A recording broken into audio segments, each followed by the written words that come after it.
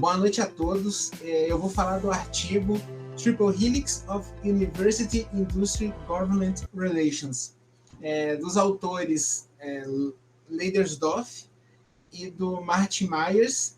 E esse artigo ele foi publicado numa edição especial da Scientometrics em 2003, né? Como vocês podem perceber, diferente do artigo que a gente tinha apresentado, que a Elaine tinha apresentado, que a gente discutido semana passada, o Leidersdorf agora está escrevendo com uma outra pessoa, ou seja, a gente vai conseguir entender o texto dessa vez, entender o que o autor quis dizer. Bom, pelo menos é o que eu achei quando eu comecei a ler, né? Esse artigo, ele continua as discussões que a gente tem tido, né? O autor, nesse texto, ele volta a falar sobre o lock-in, né, que é uma coisa que ele discutiu no texto da semana passada, que a gente viu, né? E ele também fala sobre o modo 2, que foi uma coisa de um artigo que eu e o Diego, a gente tinha discutido, né, se não me engano. E qual que é o objetivo desse artigo? Bom, existe uma grande dificuldade hoje em se medir a base de conhecimento de uma economia baseada no conhecimento. Então, os autores eles têm como objetivo falar um pouco sobre esses desafios, utilizando para isso o modelo da Triple Helix, né? Como a gente já discutiu, uma economia baseada no conhecimento ela é uma economia onde se tem o uso do conhecimento para poder gerar valor, né? Primeiro, como a gente viu, primeiro a gente tinha uma economia baseada em recursos, né? Que depois evoluiu para uma economia baseada em investimentos, e no momento em que o artigo tinha sido escrito em 2003, ele falava de uma economia baseada em conhecimento. Eu li num artigo depois, acho que foi um artigo do Nakagawa, falando sobre o quarto estágio de desenvolvimento, né, que é uma economia baseada na criatividade, uma economia criativa, mas eu não lembro se isso já é uma ideia estabelecida que já está sendo construída em cima, ou se ainda tem discussões sobre, né? Bom, eles querem falar sobre economia baseada no conhecimento, utilizando o modelo da Triple Helix. E como é que é esse modelo? É esse modelo aqui que ele coloca no trabalho, né? Como a gente conversou anteriormente, o modelo da Triple Helix, a gente encontra três instituições bem definidas, três hélices. A gente tem o governo, a universidade e a indústria, as organizações, né? Universidade, empresa e governo. Essas instituições, elas acabam criando um sistema de inovação multicamada. Uma camada de relação institucional e uma camada de relação funcional. Elas criam isso através da interação entre elas. Nas relações institucionais, os agentes, né, cada agente da hélice, eles restringem o comportamento um do outro.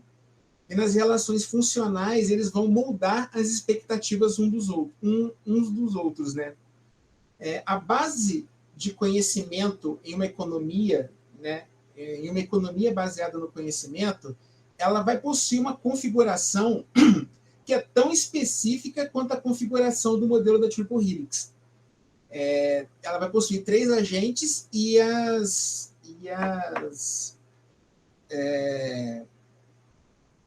relações entre esses três agentes. Os três agentes são as trocas econômicas no mercado, as variações geográficas e organizações do conhecimento.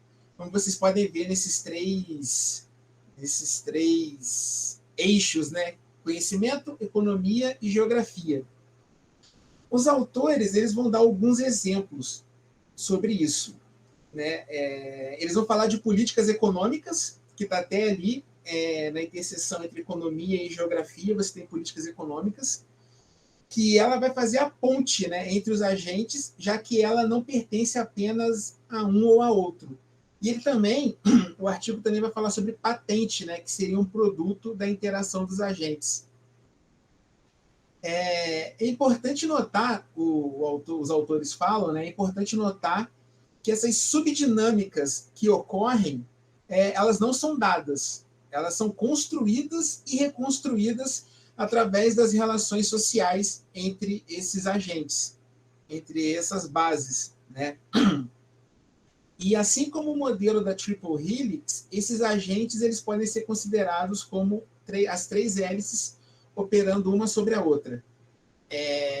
Vale notar que, como no modelo da Triple Helix, né, os agentes nesse modelo eles não crescem de maneira igual.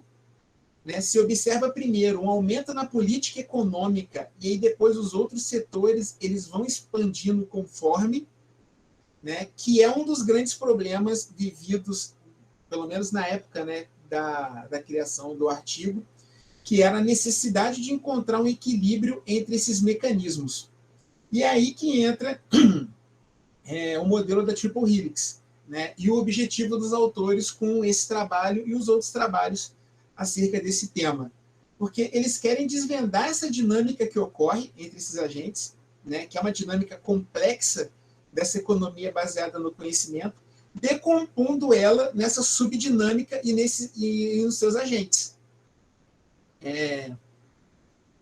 Sim.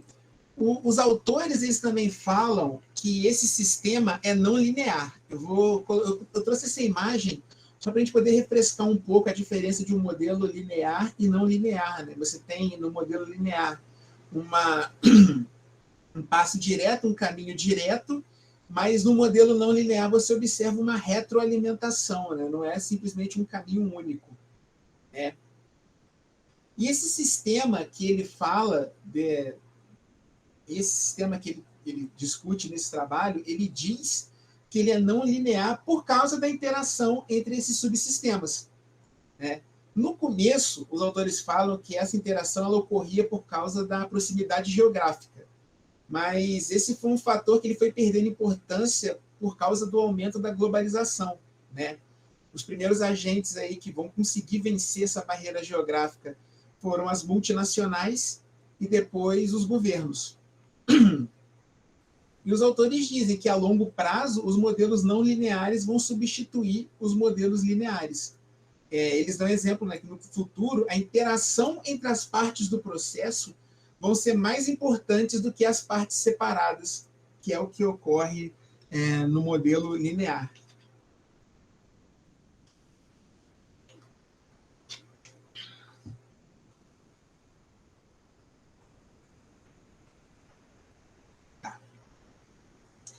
Cada uma dessas subdinâmicas que os autores falam, eles podem ser estudadas por uma metáfora diferente. Né? E aí pessoas diferentes vão se focar em questões diferentes. Como assim?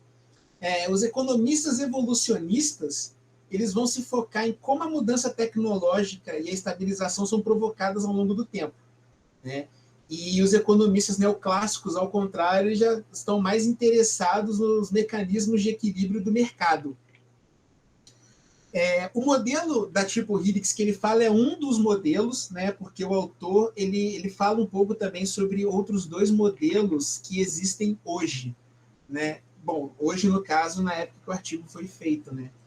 Você tem o MOD 2, o modo 2, que é uma coisa que a gente já viu em aulas anteriores, e o modelo de Sistema Nacional de Inovação em Economia Evolucionária, tirando o modelo da Triple Helix que eu vou falar num slide posterior. No modo 2, os autores eles argumentam que eu vou ler um pouco essa parte porque ela é meio complicada, mas os autores eles argumentam que a constelação pós-moderna levou a uma desdiferenciação das relações entre ciência, tecnologia e sociedade. Nessa perspectiva, toda comunicação científica e técnica pode ser traduzida e depois comparada com outras comunicações da perspectiva das políticas de ciência, tecnologia e inovação.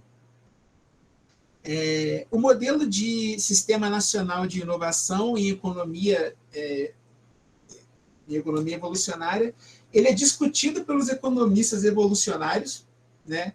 É um modelo que ele vai falar sobre o fluxo de tecnologia e informação entre pessoas, empresas e instituições. E ele é essencial para o processo inovador em nível nacional.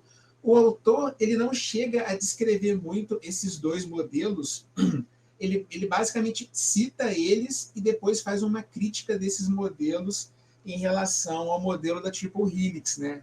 Que é porque ele acha que esse modelo seria o mais apropriado para poder tentar entender essa dinâmica que ocorre em economias baseadas no conhecimento. É isso mesmo. E é esse modelo. Eu trouxe essa imagem porque ela faz uma justaposição do modelo anterior que a gente viu com o modelo original da Triple Helix. Eu vou aumentar, ela está aqui, numa imagem posterior, ela está aumentada, que a gente pode ver. Ele colocando a indústria, o governo e a universidade, ao mesmo tempo onde ele coloca inovação, a parte de governo, economia, dessa economia. Esse modelo, ele tenta capturar tanto a dinâmica quanto a comunicação. Ele tenta captar a dinâmica que ocorre tanto da comunicação quanto da organização. Ele basicamente tenta pegar ali o melhor dos outros dois modelos anteriores, né?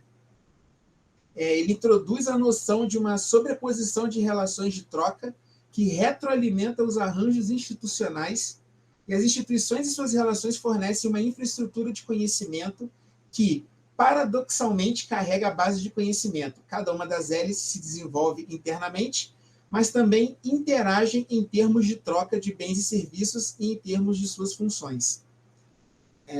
Nesse modelo, como vocês vão notar, as várias subdinâmicas que existem, elas podem ser especificadas e podem ser feitas simulações entre os arranjos em diferentes dimensões, coisa que eu acho que fica mais complicado de fazer nos outros modelos. Para terminar, o autor, como ele faz em trabalhos anteriores, ele fala um pouco de trabalhos relacionados ao tema, né? Ele coloca ali, se não me engano, em 3 tópicos. O primeiro tópico seria a perspectiva geográfica dos sistemas de inovação, né? Nesse primeiro trabalho, os autores eles vão fazer uma análise do melhor sistema nacional de inovação, que no caso é a Suécia.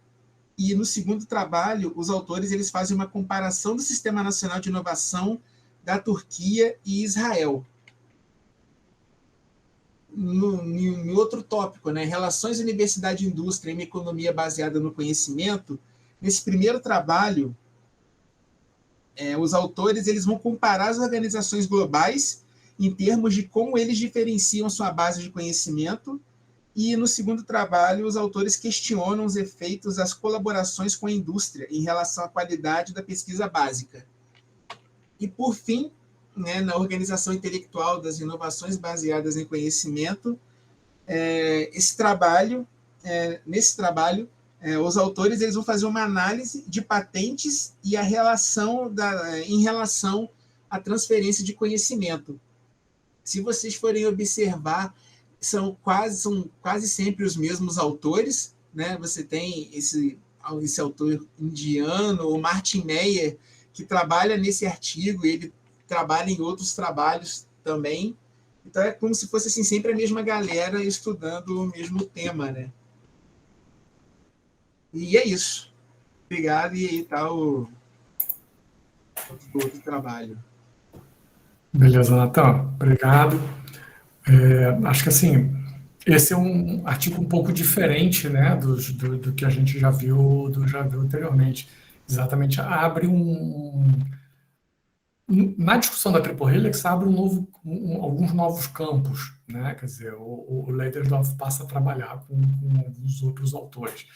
Na verdade, se a gente olha a obra do Leiderdorff, ele já tinha essa forma de trabalhar anteriormente, né? Quer dizer, ele sempre produz, seja no campo da citometria, nos outros campos que ele atua, ele sempre, né, tem ali um grupinho de parceiros, né, com os quais ele está sempre interagindo, tá? Então o Martin Meyer digamos assim, vamos dizer assim, é mais da minha geração do que da deles, né? O cara mais novo, teve uma formação lá na SPRU, lá na Universidade de Sussex, lá na Inglaterra, que é um berço dos neo-schumpeterianos, né? E ele se aproximou, né? E ele tem outras coisas depois escritas com o Leiderdorff. ele se aproximou e eles começaram a escrever juntos, até um ciclo mais ou menos 2010, assim, o Maier era um dos mais ativos. Depois ele foi mudando de instituição, não sei nem, andou na Universidade de Kent, não sei nem onde é que está hoje. Ele saiu um pouco do circuito aí do movimento da Triple Helix, mas tem algumas contribuições importantes. Eu acho que a principal sacada desse artigo ou a principal contribuição para a gente que está olhando o tema é sair daquela coisa chapada das bolinhas, né, das esferas, né, e tentar ter uma ideia de que o processo, na verdade, é tridimensional. Né? E aí, em várias dessas literaturas aparece essa questão, né? Quer dizer, a forma elaborada, a Triple Helix, ela não é só neo-institucionalista, não é só existir as instituições, elas interagirem. Então, tem o lado neo-evolucionista, o neo-schumpeteriano, beleza. Tá, falei um monte de escola e não expliquei nada. Né? Na prática, eles fizeram aquele desenho simplório, né, das esferas, é um desenho simples, compreensível, etc. Dali dá para você fazer uma série de análises das interações. Mas no mundo real é mais complexo. E aí eles foram pegar a questão, né, por exemplo, do espaço e do tempo. Né? Quer dizer, o espaço que a gente vive é um espaço bidimensional, né? Então a gente chega aqui no canto, tem uma parede para lá e tem outra para cá, né? A gente percebe que a gente está dentro de um espaço que é bidimensional e você inclui o tempo, quer dizer, você passa a ter um espaço tridimensional. E eles usam essa analogia para analisar o elemento de interação, né? Que é no caso a patente. Ok, a patente para a universidade ela significa apropriação do conhecimento, né? Mas o que ela significa, por exemplo, para a empresa? O que ela significa para o governo? Então, na verdade, cada elemento desse, né, de interação, o fruto dessa interação, seja ela bilateral ou trilateral, né, ela tem que ter significado para todos os atores. Porque senão não faz sentido eles interagirem. Né? Quer dizer, a patente é legal porque eu ponho no meu látice e faço progressão. Bom, beleza. Né? Mas se a empresa olha para aquilo e caga, ela vai licenciar? Não. Né? É o que acontece hoje. Quer dizer, o governo olha, a estatística aí, tem os caras aí fazendo patente lá na UF, lá no Cerrone, na USP. Né? Isso aí deve melhorar a gente nos rankings internacionais aí.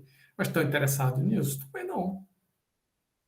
Né? A gente está fazendo de graça, eles não estão botando mais dinheiro, já é o dinheiro que eles já botam mesmo. Né? Se der algum dinheiro lá para a universidade, beleza. É uma menos me apurrinhando aqui pedindo orçamento. Aumento de orçamento, mais verba. Então assim, essa questão da tridimensionalidade das relações não sei nem se essa palavra existe, né? Mas desse espaço, a gente pensar as relações dentro de um espaço tridimensional. Isso é que é chave. Tá? E isso aparece muito depois, né? Principalmente quando aparece a ideia de enfiar mais hélice no negócio. Né? Porque no bidimensional, lá no desenho da bolinha, do diagrama de Venn lá, você enfia mais uma, 4, você enfia 5, você enfia um monte. Agora, no tridimensional, como é que faz? Né? Quer dizer, vamos botar mais dimensões, vamos botar mais um eixo.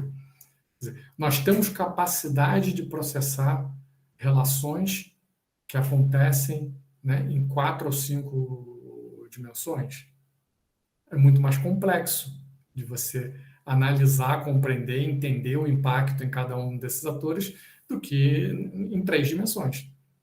Inclusive o Leidersdorf usa isso, né, tanto num artigo de 2012 quanto num mais recente agora acho que do livro dele de 2021, dando isso, olha, 3 dimensões é suficiente para explicar, porque se você enfia mais hélice no negócio, você torna muito mais complexa a análise. E a vantagem que você vai ter é mínima. Né? Quer dizer, como é que eu vou mensurar? Quer dizer, a gente já não consegue direito mensurar as relações entre esses 3 atores. Né? Você mensura, por exemplo, relações bilaterais. né? A universidade fez a patente, tem lá o contrato de transferência de tecnologia, tem os contratos de serviços, isso é relação universidade empresa mensurada, né? A própria relação universidade-governo ela é difícil de mensurar. Você vai dizer o que? É o orçamento que é direcionado à pesquisa na universidade. Você não consegue identificar, esse dinheiro vem misturado, né? O dinheiro de ensino, pesquisa e extensão ele vem misturado, né? Não, são os projetos que o governo contrata, né, instituições acadêmicas para fazer. Ok, isso pode pegar uma parte da coisa, mas certamente não pega a parte que você de pesquisa básica, etc., né? Fora outras discussões, parte do conhecimento é codificado, parte é tácito, né? Então você tem transmissão de conhecimento na atividade de ensino, aí tem uma série de outras discussões. Então, assim, mensurar as relações bilaterais entre esses atores já não é trivial, né? Você mensura, por exemplo, em algum aspecto, a relação governo-empresa, né, nos subsídios para a inovação, no uso de legislação, lei de informática, incentivos fiscais, etc. É uma forma de mensurar. Talvez não pegue tudo, mas é uma forma de mensurar, né? Você vai pegar os contratos que o governo faz com empresas para desenvolvimento de tecnologias e soluções para problemas do governo. No caso do Brasil, acho que são poucos, existe alguma coisa, mas em outros países, né, Estados Unidos, França, Alemanha, Japão, isso é bastante significativo, né? Então, ok, relações bilaterais eu mensuro, agora como é que eu mensuro relações trilaterais? Então, aí você já complicou um pouco o processo, tá? Claro que isso é bastante teórico, né, bastante abstrato, mas ajuda a gente a pensar na complexidade, e é exatamente também essa discussão, essa separação entre o modo 1 de produção do conhecimento, que é aquela visão realmente do modelo linear, do Science Push, lá do Vannevar Bush, e o modo 2, que é esse modo mais, vamos dizer assim, em rede, né, com feedback, retroalimentação, vai e vem, né, relações múltiplas entre os atores, tá bom? Elaine estou vendo que a Elaine entrou. Elaine está em condições de comentar já.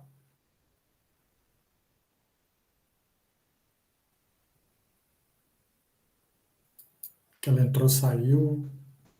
Professor, posso fazer uma pergunta? Faça, por favor. No artigo, ele fala sobre technology push e demand pull, né? Mas eu não consegui entender bem a diferença.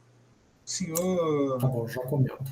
Tá bom, a Elaine está falando aqui que está na estrada ainda, não tem problema não, daqui a pouco ela chega. Nathan, na verdade, assim, quando tem, né, o modelo que emerge do pós-segunda guerra, né, é o tal do science push, do empurrado pela ciência, ou seja, a universidade faz pesquisa básica, gera conhecimento, né, é um modelo linear, né? Quer dizer, que passa para um centro de pesquisa, que desenvolve uma aplicação, que aí passa para a empresa, que faz desenvolvimento experimental, prototipagem e coloca o produto no mercado. Essa é uma visão de como a ciência caminha, né? Em paralelo, surge uma outra visão, né, que é a chamada, que é o demand pull, que seria assim, é o demandado pelo mercado. Então, por exemplo, eu desenvolvo um produto, né, fiz minha pesquisa de bancada, não sei o quê, desenvolvi lá um conceito de radiofrequência, de comunicação por Bluetooth, não sei o quê, desenvolvi um negócio, mandei para o centro de pesquisa, o centro de pesquisa viu que tinha aplicação em telefonia, mandou para uma empresa, a empresa desenvolveu aqui essa caixinha aqui agora do tal dos fones Bluetooth. Isso foi Science Push. Aí tem uma pessoa que tem um aparelho desse, fala assim, pô, não, o aparelho é legal, me dá mobilidade, não tem fio, etc. Pô, mas eu estou na rua, não elimina ruído. E aí, talvez por ferramentas de marketing ou melhoria de produto, essa informação do consumidor é captada, volta para dentro da empresa e a empresa fala assim, poxa, precisamos fazer uma inovação, né, nesse produto e desenvolver uma tecnologia para eliminar ruído, né? Ou seja, o mercado demanda e a empresa vai desenvolver, e ela pode desenvolver sozinha ou ela vai ao longo da cadeia buscar, né? Às vezes, precisa ver, é um algoritmo que faz isso, eu tenho que voltar lá na universidade, né, na área lá de engenharia de telecomunicações e entender lá como é que modifica esse algoritmo, como é que cria um outro algoritmo para trabalhar junto com esse, para fazer a decodificação da informação digital em som. Tá? Então, o Science Push e o Demand Pool, eles se complementam. Né? Um empurra, é o conhecimento que é gerado e vai ao mercado, o outro é o mercado que demanda. Nos anos 80, essas duas coisas foram juntadas, que é o Chain Linked Model do Rosenberg. Quer dizer, um modelo integrado, né? O primeiro modelo integrado, mas ainda muito estático, né? Pouco dinâmico. Então você vê que, por exemplo, o programa né, militar espacial norte-americano dos anos 60, ele é tipicamente ele é um demand pool. Quer dizer, você tem uma missão lá na frente, botar o cara na Lua. Né? E aí você vai desmontando aquilo em vários desafios. Né? E aí você vai buscar soluções para cada um daqueles desafios. Tá? Existia uma certa concepção que o Science Push era mais orientado a inovações radicais, né? A introdução de novos produtos, que era mais baseado em pesquisa básica, né? etc. E que o Demand Pool estava mais relacionado com inovação incremental. Tá? Talvez se a gente fizer uma estatística das inovações e classificá-las, talvez apareça alguma coisa nessa linha. Mas o próprio exemplo do programa aeroespacial mostra, né, você tem uma série de inovações que são radicais e que foram geradas por demanda de mercado aí, né? Só que esse caso aí não é, vamos dizer assim, como é que é? Não é um mercado livre na sua essência, e sim, né, um que a gente chamou de mission oriented, né? Um conjunto, uma política de ciência, tecnologia e inovação orientada a uma missão específica. Tá? Então, eu queria pedir desculpa, né? Primeiro, pedir desculpa ao Natan. Estava ouvindo vocês na apresentação do Natan. Na hora que ele estava falando assim, essa parte eu vou ler porque é difícil, aí caiu. Então, assim, eu vi Eu vi parte se entrou e saiu algumas vezes. parte da apresentação, fiquei sem sinal, queria pedir desculpa. Eu vou fazer os comentários assim, comentar depois que o Natan apresenta, que o professor comenta, que você vai vendo assim, gente, será que eu li o mesmo texto? Que você vai vendo assim, que você não entendeu tão bem. E depois que a Alexandra trouxe o Saramago, então assim, não é uma tarefa muito fácil, né? Mas e eu também não quero ser repetitiva, mas vou trazer alguns pontos aqui do texto que a gente... eu achei engraçado o Natan falando, né, que foi um texto que o professor escreveu em conjunto, então realmente a gente fica mais tranquilo, né, porque traz, acho que a coautoria aí traz ele um pouquinho mais para o nível que a gente entende, né, então assim, eu vi que eu entendi que é uma questão muito da mensuração, né, de como mensurar essa complexidade aí dessas relações. E aí ele vai falar ali da troca econômica, da organização intelectual e das restrições geográficas. Então, diferentes dinâmicas interagindo ali na economia baseada no conhecimento. Até o Natan mostrou, né, a figura que tem um texto mostrando essa complexidade. Bom, e aí ele vai falando a dificuldade, né, de medir isso. Então, o que eu trago aqui de destaque? Eu achei interessante uma frase que ele falou, né? Não literalmente, mas assim, que o texto trata, que é um processo global localizado geograficamente. E aí lá no texto ele vai trazer uns exemplos, né, de um estudo na Suécia, que lá o conhecimento tende a se acumular em regiões em concentrações mais altas. E outra pesquisa de um estudo turco com israelense, que eles ficam vendo lá se as diferenças geográficas entre as duas economias, né? Então questiona se o modelo deve ser imitado no nível nacional ou no nível regional, que é o sistema de inovação turco. Então eu achei interessante essa frase, né? Que apesar do processo ter ganhado essa dimensão global, geograficamente que ele ocorre. Eu trouxe também, eu tinha destacado a questão da demanda pull e push, né? Que eu vi que o Natan fez uma pergunta para o professor explicou, e aí eu não ouvi a explicação, mas eu tenho esses temas como relacionados à demanda da fábrica, né? Se ela vai ser puxada, se ela vai ser com estoque ou se vai ser uma demanda. Você vai olhar a demanda para depois gerar ali o fluxo, a produção. E aí eu fiquei imaginando isso, porque ele fala que essa interação é interessante, né, na tecnologia, torna-se importante para o desenvolvimento do sistema de inovações. Então, vi que o Natan fez essa pergunta, também era uma parte de entendimento ali que eu queria esclarecer. Achei interessante que ele cita, como ele trata das mensurações, ele vai citando várias ciências ali, né? E com foco nos indicadores de inovação. Então, tem a cienciometria, né? Que é a sociologia ali, buscando quantitativamente a produção científica. A econometria, né? Que é a lei das matemáticas ali para mensurar. Ele fala da geografia econômica, né, que é justamente agora o professor trouxe de novo esse assunto, que é o estudo da localização ali, da distribuição, da organização espacial, de como se dá aquela inovação, que foi até o exemplo que ele trouxe no texto, alguns exemplos.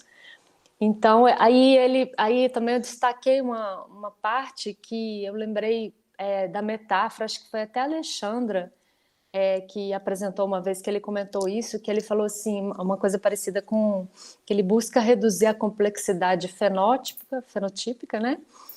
Que é essas características observáveis, em uma geometria, né? Que é um ramo já para estudar aquelas propriedades dos espaços ali. Então, isso eu achei interessante no texto, achei agradável de ler.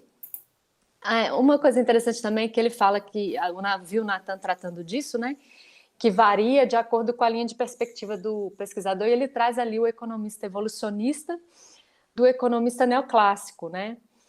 E aí eu fui olhar, né, os conceitos, e a gente vê que esses estudos mais complexos, né, tá no evolucionista, né, que é justamente onde eu acho que vai entrar o modelo da Triple Helix, porque justamente são os conceitos de interdependências complexas, sendo inspiradas ali pela biologia evolucionária. Então, é realmente uma categoria que vai estudar mais essa linha de pensamento, né, do que aquelas correntes de pensamento mais clássico. E aí, na conclusão, ele traz, né, que o estudo de patente estudo das patentes como indicadores, eu vi o comentário do professor falando sobre isso, né, como é difícil mensurar através disso. E o modelo da Triple Helix, que nos fornece aí um programa empírico, né? Porque ela também tem essas contribuições com as diferentes perspectivas teóricas, né? E podem ser apreciadas. Então, ele fala muito isso, que cada uma das esferas ali tem a sua mensuração, mas que é possível também mensurar o resultado, né? A subdinâmica resultante ali dessas interações, mas que é uma difícil mensuração. Então, foi o que eu peguei do texto. Queria pedir desculpa se fui repetitiva aí. Tranquilo, Elaine. Acontece essas coisas, né? A gente tá... Pelo menos você não estava dirigindo, não, né? Não, né? Então tá bom.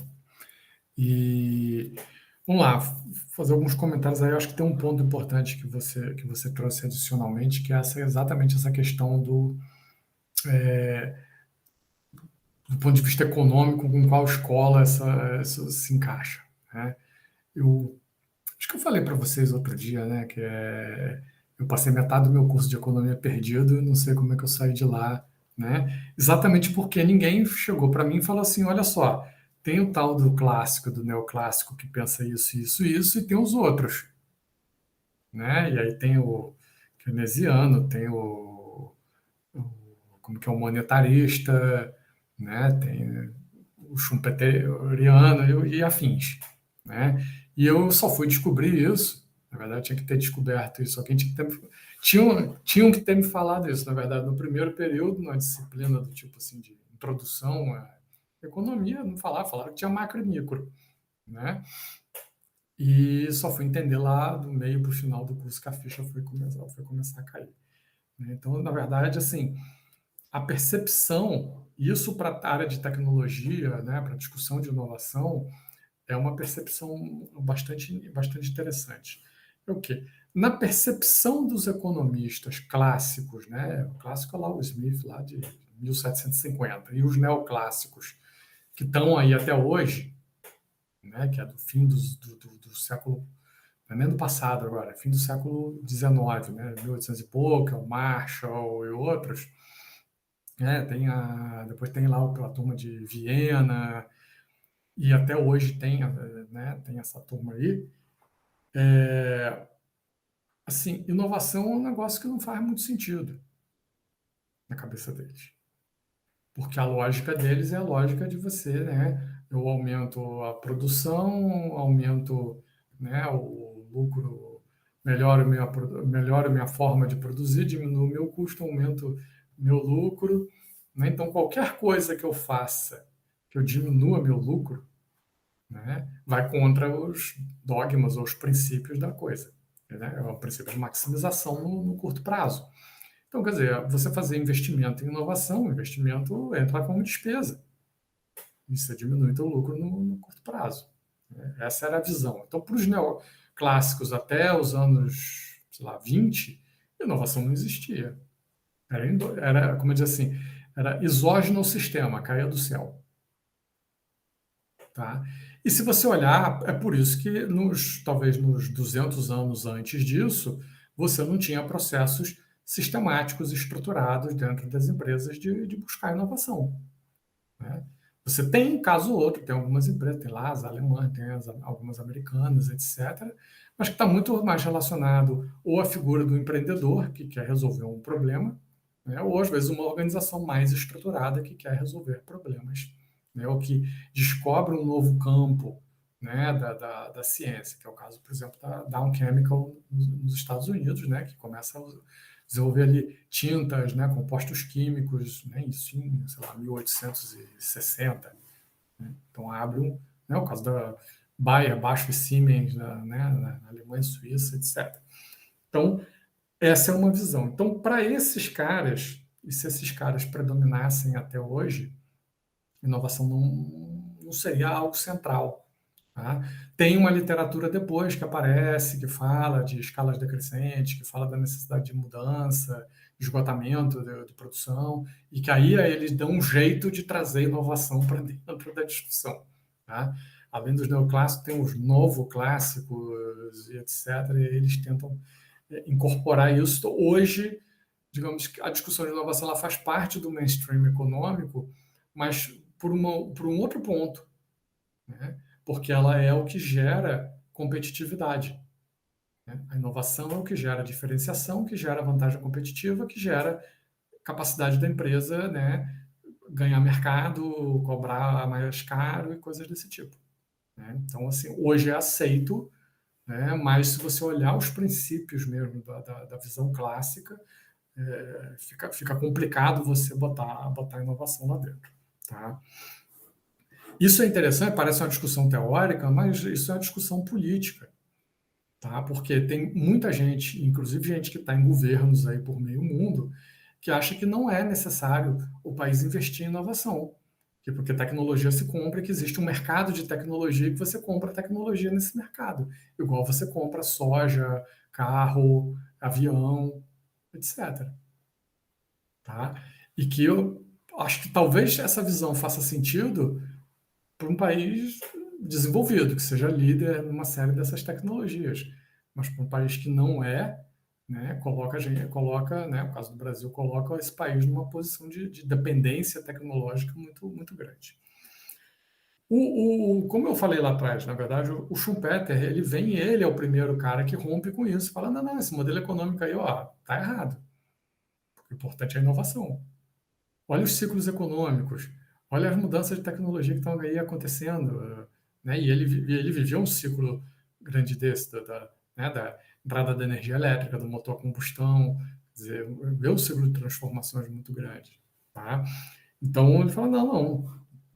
E aí, quer dizer, a partir do pós-segunda guerra, vem, né, a escola neo-schumpeteriana, tem uma distinção entre neo-schumpeterianos e evolucionistas, né? Mas isso é detalhe, é filigrana, né? Um segue mais aquela linha lá da biologia do Darwin, né? Aplicada da seleção natural, né? E os neo-schumpeterianos padrões não entendem isso, mas não acham que isso é o elemento central, né? Então, por exemplo, eu me alinharia mais a uma escola neo-schumpeteriana, porque eu também penso no papel aí da política de ciência e tecnologia, etc.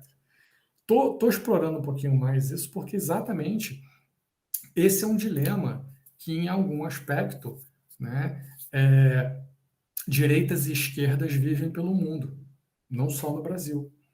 Porque, em geral, a direita, né, os partidos alinhados, mais, vamos dizer assim, à direita, eles têm uma visão mais liberal, que é baseada numa visão neoclássica da economia, né?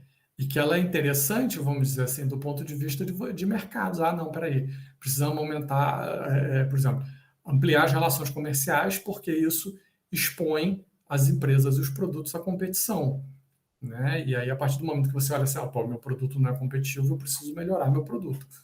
Ou então eu estou fora desse mercado. Quer dizer, desse ponto de vista faz sentido, né? Mas esse é o mesmo pessoal que acha que, não, tecnologia você compra aí no mercado também, né? E foi um pouco essa visão, por exemplo, do período do governo Fernando Henrique, nos anos 90.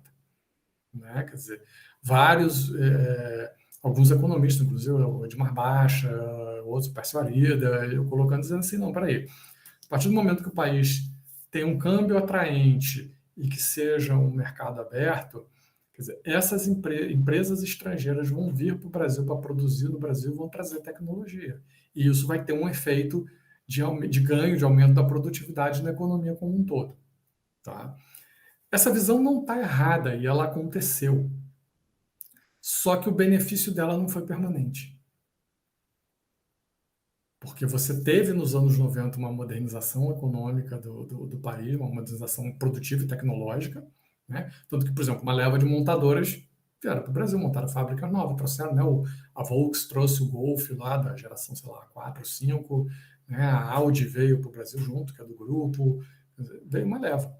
Só que no segundo momento, essas condições, né, vamos dizer assim, competitivas e convidativas não continuaram, essas empresas, algumas saíram, foram embora do país, né, e outras pararam de atualizar o produto. Então, a Audi mesmo, né, por exemplo, dentro do grupo Volkswagen, a Audi foi embora, né, chegou a produzir o A3 uma época, no início dos anos 2000, etc. Depois ela olha, não, dá, vou mandar 10 carros importados para lá, e é melhor eu ganhar mais em um volume menor do que eu produzir lá e ter que lidar com todas as questões, né? E o Golf ficou sucateado aí, né? Levou anos para mudar de geração, foi sendo só remendado, etc., porque não fazia sentido para a Volkswagen trazer uma plataforma nova, trazer tecnologia mais atual para o tamanho do mercado e para as condições de mercado do Brasil. Então, assim, essas ideias elas não são erradas, mas elas não são a totalidade. Quer dizer, quando você olha uma visão mais neo-schumpeteriana, diz assim, olha, precisa ter uma política de ciência e tecnologia, precisa investir em setores-chave, né? Precisa proteger o mercado para esses setores-chave num primeiro momento e ir expondo eles aos poucos, né? Precisa investir nos atores para que haja relação e haja desenvolvimento, né, tecnológico, que foi tudo que o Brasil fez aí, principalmente nos anos 60 e 70, mas talvez dos anos 30 aos anos 80, era a lógica do Brasil baseada numa visão, inclusive keynesiana, de intervenção do Estado. Né? Então você olha assim, né, e aí é curioso, hoje, né, com a maturidade que a gente tem, de entender que essas coisas elas precisam ser balanceadas. Você precisa, ao mesmo tempo, ter alguns setores onde o Estado intervenha e produza, né? E talvez não produza, mas incentive ao desenvolvimento tecnológico, né? E, de uma forma geral, na economia, precisa que se crie condições para se ter um ambiente competitivo. Quer dizer, então, assim, a direita no Brasil, ela é, como eu falei, né, neoliberal, baseada nesses princípios clássicos, então, empresa pública, investimento em P&D, não interessa, o mercado resolve, regula, né? E do outro lado, a esquerda brasileira, ela é excessivamente intervencionista, né? Que ela combina essa visão que a gente chamou aqui no país de nacional desenvolvimentista com algumas ideias socialistas de controle dos ativos econômicos, né? Quer dizer, então, assim, os dois extremos sozinhos eles não funcionam. Você tem que trazer isso para o meio, né? Aí olha a Coreia, né? Ok, concentração em grandes empresas, né? Um liberalismo para fora, para exportar. Vamos exportar, vamos entrar no mercado americano, etc. Mas uma interação muito forte entre Estado, né? Basicamente a Triple Helix configuração 1, né? Entre o Estado dando a missão e a universidade e esses grandes grupos empresariais escolhendo ali setores. Precisamos desenvolver indústria automobilística, precisamos desenvolver indústria, porque ela puxa muita gente na cadeia. Precisamos desenvolver indústria naval, também a mesma coisa, gera emprego, puxa muita gente na cadeia. Depois, no outro momento, precisamos desenvolver indústria de semicondutores. Por quê? Porque hoje, né, isso há 30 anos atrás, o futuro vai ser a eletroeletrônica. Então, assim, alguns setores chaves, eles puxaram, né, o governo bota dinheiro, né? Agora, mais recentemente, eu estava lendo, eles têm reforçado muito, eles entendem que a Coreia tem pouca identidade nacional vendida ao exterior, então eles vêm reforçando questões culturais, é o K-pop. Né? K-pop é um investimento de Estado. Né? Quem não sabe o que é a música coreana, como é que é? Esqueci o nome da bandinha. As boy bands americanas, versão coreana. Né? Musiquinha chata, chiclete. Indústria cinematográfica. Tá? E aí começaram a aparecer diretores, filmes. Tá? Né? Tem 2 anos, né, que o Parasita levou a leva de Oscars, etc. Né? Agora o Round Six, né? Que também é uma produção sul-coreana. Então, assim, é um reforço, né? Porque é o soft power, né? Quer dizer, você levar para o exterior a sua cultura, a sua identidade é uma forma de você de fazer negócio, de você mostrar teu potencial econômico e tecnológico. Né? Que os Estados Unidos fez a vida inteira com Hollywood. Né? O que a França fez no passado com a ópera, com música clássica, né? etc. Então, assim, é interessante olhar que tem um meio do caminho, né? Que não é nem a esquerda e nem a direita, e que precisa combinar esses instrumentos, que a Coreia faz bem, sendo... É uma democracia, mas ao mesmo tempo é um regime semi-ditatorial, já foi mais ditatorial. Né? E do outro lado, a China é um outro exemplo. Né? O Japão fez como uma democracia, uma monarquia democrática, sei lá, a definição daquilo, né? A monarquia com primeiro-ministro, né? O reino é figurativo. E a China está fazendo teoricamente, um sistema político socialista e um modelo econômico altamente capitalista. Né? Então, assim, volto a falar para vocês, a gente precisa achar que jogo a gente quer jogar nesse mundo. Né? Hoje, uma democracia, uma república presidencialista e democrática, no atual desenho, não está sendo capaz de resolver os problemas nossos. Tá? Entre aspas, isso, com muita atenção. Não estou falando que precisa de ditadura, de nada disso, pelo amor de Deus, gente. Estou falando só que o sistema político hoje, a gente tem um sistema presidencialista que opera num regime quase de primeiro-ministro, que não existe. Então fica o cara lá da Casa Civil fazendo essa figura de negociar entre o executivo e o legislativo. Né? Então há muitos anos, desde a redemocratização, basicamente, a gente tem um parlamentarismo torto, né? Quer dizer, e é muito curioso isso, que coisas típicas do Brasil, da falta de maturidade da nossa sociedade. Quer dizer, você tem um modelo político e opera em outro, né? E para piorar, o ator que tinha que fazer o papel dele não faz, que é o legislativo, que faz pela metade, né? Quer dizer, as principais questões, vamos dizer assim, desse processo de amadurecimento da sociedade, elas não estão no legislativo, elas estão lá no Supremo Tribunal, né? Quer dizer, então, assim, e aí o Supremo agora achou que pode legislar também, né? Porque não era o papel dele, não é o papel dele original, o papel dele é garantir a aplicação da lei, a validade e a aplicação da lei, né? Mas ele passou a interpretar, já que o Congresso não faz isso, tá? Isso é tão... sei que eu estou já saindo do assunto, mas isso se reflete na prática. Quer dizer, se a gente não tem um modelo político e um modelo econômico bem definido, obviamente a gente não tem um posicionamento em relação à tecnologia e inovação, né? A ciência, a educação, a tecnologia, a inovação, né? Não tem um posicionamento em relação a nada, né? Então, assim, e esse é o dilema que a gente vive hoje. Eu estava fazendo uma reflexão sobre isso outro dia, e até com esses vai e vem da Petrobras aí, né? Eu tenho uma vida paralela também de investimento em mercado financeiro, essas coisas, né? E a gente tem sempre umas coisinhas. A Petrobras sempre você tem que ter na carteira. A Petrobras, ela vive um dilema, né? Que ele é insolúvel, né? Eu sou a empresa pública, né? Eu sou a estatal do petróleo, que tem uma função social no país e econômica, né? Ou eu sou uma empresa que tem que gerar lucro e resultado para os meus acionistas. Ela vive esse dilema o tempo inteiro, independente de governo, né?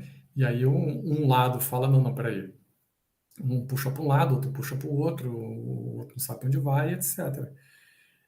Eu fiz uma reflexão que, na verdade, assim, esse dilema ele precisa ser resolvido. Está atrapalhando a empresa e está atrapalhando o país, né?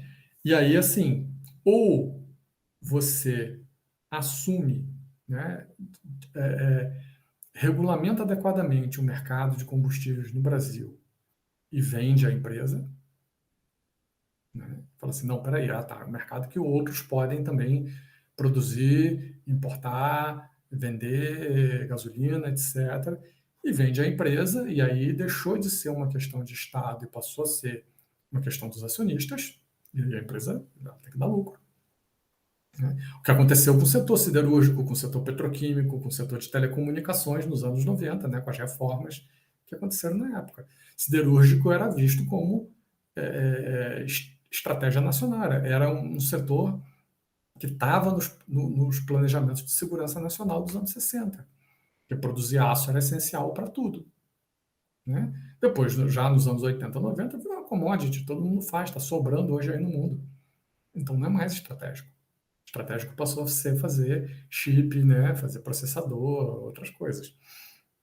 Então, ou vai-se num caminho, ou vai-se em outro, que ok, é uma empresa pública de economia mista, com controle estatal, cara, tira da bolsa, fecha o capital. O que não pode é ficar no meio do caminho, como é hoje. Porque você vai ter o tempo inteiro essa dicotomia, esse vai e vem, essa coisa, esse auto-engano, né? Agora, esse é o tipo de dilema que só é resolvido numa sociedade que amadurece, né? Eu acho que a gente está, né, como a gente já conversou sobre isso, a gente está vivendo um momento pendular, né? Acho que despertou a partir de 2013, por ali, 14, 15, fez um movimento para um lado que não era o esperado, né? Um movimento esquisito. A gente espera que agora tenha um movimento mais não vou dizer de centro, porque aí é uma posição política, né? Mas um movimento mais de equilíbrio entre as forças. Porque essas forças vão existir, cara. Lá na, pô, você fala assim, país desenvolvido não tem essas coisas. Claro que tem neonazista um monte na Europa. Né? Tem aquele partido lá da Le Pen na França, tem pelo menos 30 anos que eu ouço falar desses caras. Né? Representa o quê? 2, 3% da população. Não existe, ok.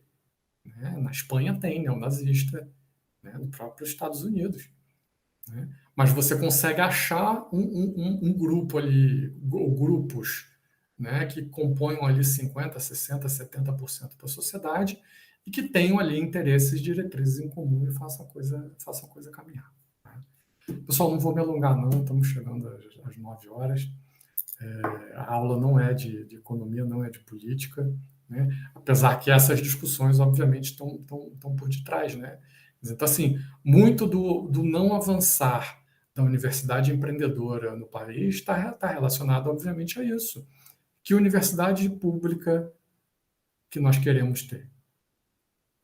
Né? É uma universidade do modo 1, é uma universidade da Torre de Marfim, uma universidade do modo 1 ou uma universidade do modo 2?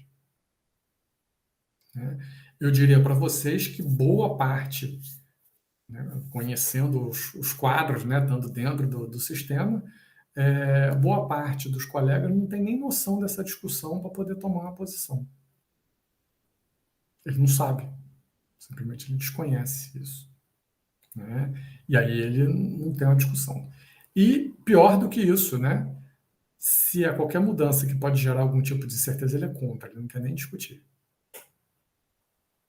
Né? E aí a gente fica parado onde a gente está e que eu olho muito, acho que a gente, parte considerável das nossas áreas, talvez tirando algumas áreas de engenharia física, algumas áreas que, né, que a gente tem pesquisa hoje consolidada no país, a gente está lá na Torre do Marfim e a gente não precisa fazer a gente precisa fazer 2 revoluções acadêmicas ao mesmo tempo, que é um desafio enorme. Né? Quer dizer, ok, vamos lá, a gente fez a primeira, tá, a gente tem pesquisa aí, fabrica doutor, etc. Mas tem uma série de distorções nesse sistema. Então, como é que dá o passo para fazer a segunda revolução? Tá? Com todas aquelas limitações que a gente sabe que não são todas as instituições que vão fazer, né? Que mesmo a gente olhando Estados Unidos, Inglaterra, Alemanha, a gente sabe que não é isso. Né? Quer dizer, vou usar a Alemanha de exemplo, tem nitidamente 2 sistemas universitários na Alemanha. Tem um sistema de formação filosófica e tem um sistema de formação tecnológica, que eles chamam de tecnológica, que seria talvez a distinção entre o que seria tipo, a Universidade Federal e o Instituto Federal. Né? Então, uma é voltada a uma formação, né, de graduação, ok, mas mestrado, doutorado, foco acadêmico, foco em pesquisa, etc. Né? E a outra tem um foco mais tecnológico, de estar mais próximo, de ter as áreas do conhecimento mais específicas, mais afeitas às vocações do país, ou daquela região onde ela está inserida, de estar mais próxima das empresas. Né? Então, assim, na Alemanha é nítido. E eles, ainda lá na Alemanha, eles ainda têm um sistema de centros de pesquisa, né, que está exatamente voltado a atender a indústria, que é o Fraunhofer e outros. Então, ou seja, o Fraunhofer, na verdade, é uma rede de vários centros de pesquisa, os centros estão localizados regionalmente e eles são, né, voltados a atender a demanda daquela indústria daquela região.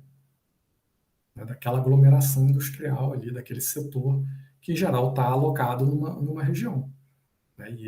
Então, ou seja, é um instituto de tecnologia. Né? Óbvio que, com o passar do tempo, né, ele tem que buscar conhecimento na base, tem coisas que ele tem que desenvolver, provavelmente a missão vai alargando, mas ele não pode perder o core, né, o que é a visão central. E aí eu acho que isso a gente vem perdendo, né, aqui no Brasil. Quer dizer, a gente talvez perdeu ou está perdendo uma oportunidade de focar os institutos federais, as universidades tecnológicas, que hoje só tem formalmente uma, que é lá do Paraná, né, nesse viés de ser de fato tecnológica, de apoiar a indústria, apoiar desenvolvimento, etc. Tá? E a universidade ela tem tanta missão que ela está meio embaralhada, perdida nesse negócio. Quer dizer, ela, né, tem o ensino, tem a pesquisa, tem a extensão. Né? Eu falo que o governo Lula deu mais uma missão que eu chamo de desenvolvimento social, que é consertar todas as cagadas que foram feitas na educação antes, né? Que é o processo da cota, do PNAES, daquela coisa toda. Né? Quer dizer, cagadas que foram feitas na educação previamente, né? E que foram feitas ao longo da história, só que a gente não está aparelhado para consertar essas coisas. E aí você, ao invés de você resolver, você gera mais problema. Né? Porque você cria uma instituição hoje que está... Né, a gente vê isso dentro da UF, conversa com os colegas e vê outras. Quer dizer, a gente está discutindo problemas da sociedade, sim, ok, né, questões da diversidade, da integração social, do racismo estrutural, etc., né, mas está deixando de lado outras questões. E aí a minha percepção, em muitos casos, né, a questão da tecnologia e da inovação está ficando de lado. Quando, na verdade, talvez fosse mais fácil fazer o contrário, você usar essa questão para puxar as outras. Eu vou botar o link depois lá para vocês. Eu vi uma palestra, estou acompanhando os eventos da Amprotec, que é a Associação de Parques Tecnológicos, essa semana, e o SEMEAD também, né, que é o simpósio de administração lá da FEA USP. Do SEMEAD tem um cara que eu recomendo, do Amprotec tem um cara que eu recomendo demais a leitura, que é o... E agora vai faltar o nome dele, tá? Peraí que tá anotado aqui. Meu Deus, carequinha. Não posso esquecer dele, não. Que é o Silvio Meira. Silvio Meira é um físico, professor, agora aposentado lá da Federal de Pernambuco. Ele é o pai, digamos, do Porto Digital, lá do César, que é um grupo de pesquisa e desenvolvimento de tecnologia, que é o embrião do Porto Digital, que é o polo lá do Recife. Então, a história do Silvio é fantástica. Agora, as palestras dele ele é genial, né? E ele tem uns livros, né? Ele vem escrevendo muita coisa sobre essas questões, né? Então, por exemplo, ontem eu fiquei encantado com a apresentação dele, assim. Ele falou, olha, o futuro é digital. Ele criou um termo, né? Quer dizer, é o físico e o digital, é híbrido o troço, e a gente precisa aprender a trabalhar com isso.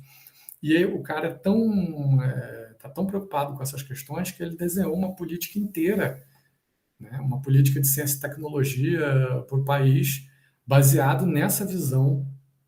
Né? Ou seja, a gente precisa investir, né, nesse caminho. Quer dizer, e aí eu vi isso de manhã, e de tarde eu fui lá na UF, estava conversando com o Leandro aí, que o pessoal, parte do pessoal conhece lá, que é o gerente lá do campus, e a gente estava falando exatamente isso, conversando ele e o Marcos lá da informática, dizendo, por exemplo, não tem um curso de ciência da computação aqui na região. Qual é o futuro? Vender escória da CSN na beira da estrada. Isso enquanto tiver a escória.